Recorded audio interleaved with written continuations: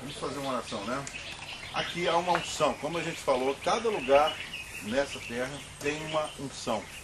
O que é uma unção? É uma ferramenta, é uma capacitação, vamos dizer assim, é uma alavanca, é um ímpeto, é um ânimo, é uma força para fazermos algo concernente à obra, né, e vamos dizer assim, o projeto de Deus. Então, aqui há uma unção. Em cada lugar que Jesus foi, não somente ele abriu uma porta, um milagre, mas ele deixou algo assim, que marcasse, né? Que aquilo também pudesse dar continuidade. O que não é a nossa vida é simplesmente que uma caixa de ferramentas onde nós vamos, em todos esses lugares, pegar essas ferramentas, né? E assim nós podemos estar orando por pessoas, né? Podemos estar pregando para pessoas e usando essas ferramentas. Porque a Bíblia diz que, Jesus disse, sem mim nada podeis fazer.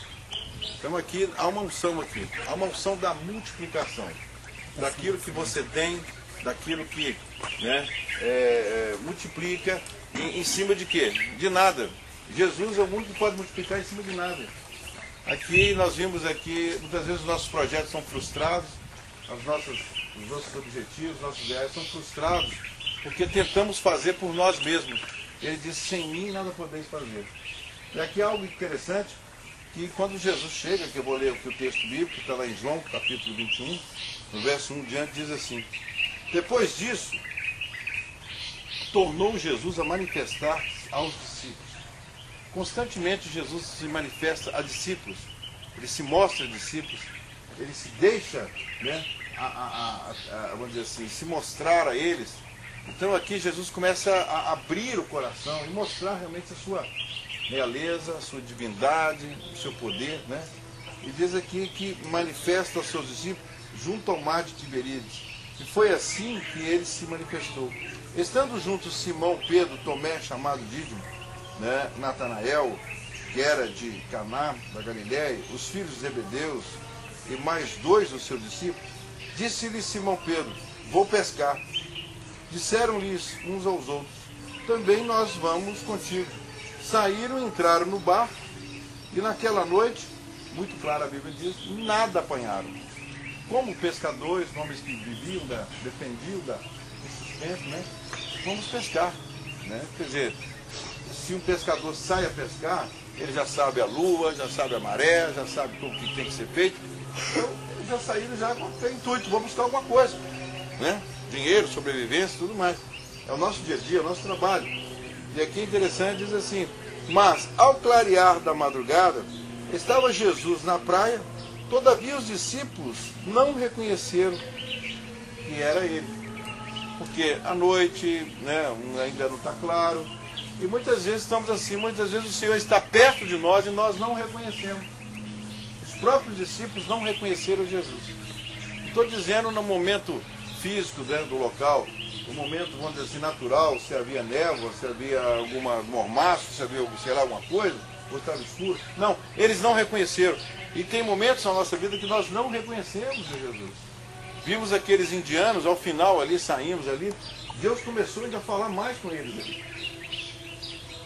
Eu achei que ainda não tinha, assim, algo terminado na vida deles, né? Mas assim, ao final, eles vieram agradecer, eles foram super agradecidos ali ao final. Quero agradecer, pastor, agradecer. E aí uma das líderes que estão com eles diz assim, olha, nós estivemos no Sinai, né, estamos aí traduzindo, né? Estivemos ali no Sinai e essa pessoa que foi o primeiro que foi batizado, eu senti que a bênção para a Índia, vamos dizer assim, uma das bênçãos para a Índia, Deus pode mudar um lugar por causa de uma pessoa só. Ou através de uma pessoa. E ali eles estavam chorando ali. Eles estavam chorando quando começou a entrar nas águas. Entraram de roupa, né? Não colocaram empecilho para batizar. Eu quero ser batizado nessas águas. Não colocaram empecilhos, ali não estavam presos a religiões. Tem deuses ali que eles não sabem, morrem sem saber quantos deuses tem na vida deles. Cada dia tem um Deus. E ali ele abriu mão de tudo, né? E ali Deus estava dando uma revelação, mas veio a confirmar o que Deus já tinha feito para eles lá no Sinai, porque ele lá estava orando, ele caiu no chão, ele sentiu a terra tremer no Sinai. ele estava confidenciando. E Deus começou a falar mais no coração deles, que eles se o mestre na palavra, Deus ia levantar na madrugada, encher com a presença de Deus, de sabedoria, de revelação, de milagre. E vai ser um instrumento muito abençoado pela Índia. É interessante aqui, querido, que não é necessário ser teologia, estudar, ter muito livro, muita coisa, e blá blá blá para reconhecer Jesus. Basta ter um coração humilde, um coração sincero, quebrantado e contrito, Deus não despreza. E ali ele abriu o coração dele, abriu o coração. Só no Jordão ali, olha, eles estavam no Sinai, nós estivemos também no Sinai, conhecemos o Sinai, nós estávamos juntos ali. E Deus veio confirmar uma revelação na vida dele. E aqui, Jesus revela-se aos discípulos. Muitas vezes, nós estamos com o coração fechado, não reconhecemos o Senhor. Por atividade, dia a dia, né? Hábito, corre das coisas, a tradição, religião, uma série de coisas. Satisfação à sociedade, por isso, por esse crente. Eu não vou aceitar Jesus, eu não quero ser crente, eu não quero ser por isso, por quê? Quero mudar de vida. Mas ali não, eles abriram o coração. E aqui, interessante ver aqui na palavra que há uma bênção que diz assim: perguntou-lhes Jesus, filhos, se é discípulo é filho. Se não é discípulo não é filho, é criatura. Porque Jesus diz assim: mas todos quanto receberam, deu-lhes o poder de serem feitos filhos de Deus, a saber, os que creem em seu nome. E Jesus chama filho. Muitas vezes o filho não está entendendo muito o projeto de Deus. Mas ali Jesus chama os filhos, os discípulos diz assim: filhos, tendes alguma coisa de comer? Jesus conhece todas as coisas, ele sabe, mas ele quer que você fale. Ele sabe do seu problema, sabe a necessidade, sabe que você está padecendo, mas ele quer que você fale. Jesus já sabia que eles não tinham pego nada, né? Ele sabe todas as coisas, sabia que eles voltaram frustrados, mas Jesus quer que venhamos a abrir o coração, a reconhecermos, a sermos quebrantados, né? Diz assim, perguntou-lhe Jesus, filhos, tende alguma coisa de comer? Responderam-os, não, sincero, não tenho, não sou, não tenho, não sou nada, não consigo, não posso, né? Olha que interessante. Então lhes disse, lançai a rede à direita do barco e achareis. Não está dizendo assim, há uma possibilidade.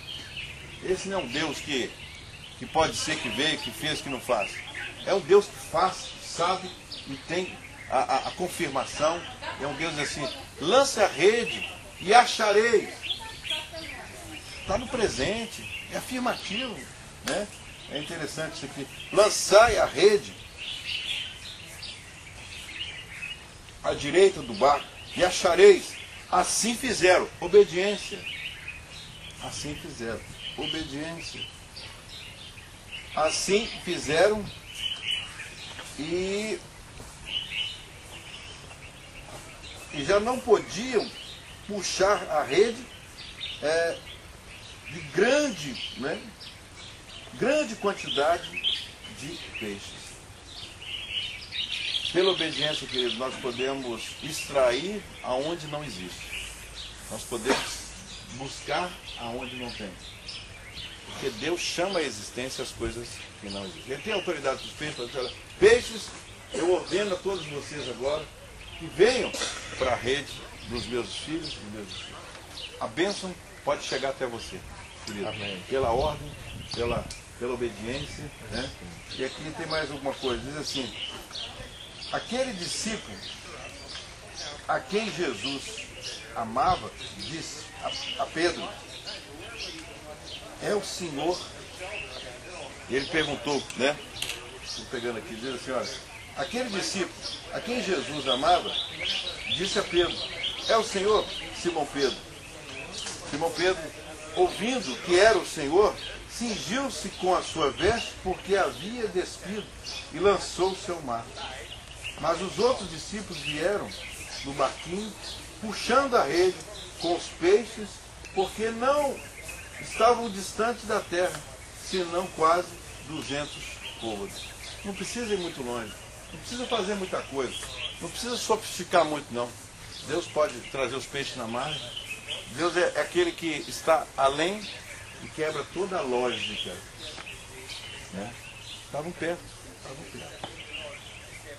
E ao saltar em terra, vir ali umas brasas. Se você não conseguir